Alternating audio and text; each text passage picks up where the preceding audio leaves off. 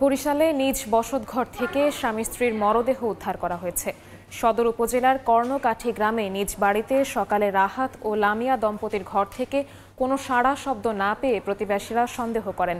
পরে জানালা দিয়ে উঁকি দিলে ঘরের ফ্যানের সঙ্গে রাহাতের ঝুলন্ত লাশ এবং খাটে স্ত্রী লামিয়ার নিথর দেহ দেখতে পান স্থানীয়রা। খবর পেয়ে ঘটনাস্থল থেকে নিহতদের লাশ উদ্ধার করে সদর হাসপাতালের মর্গে পাঠায় পুলিশ।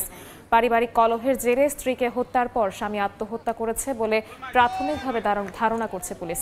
নিহত রাহাত পেশায় অটোরিকশা চালক ও লামিয়া গৃহিণী ছিলেন।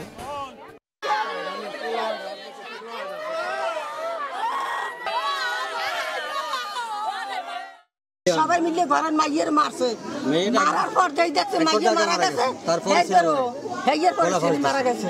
আইনি প্রমাণ করবে, মেডিকেল রিপোর্টই প্রমাণ করবে কে দোষী কে নির্দোষী। আমি করবো আল্লাহর দ্বারে।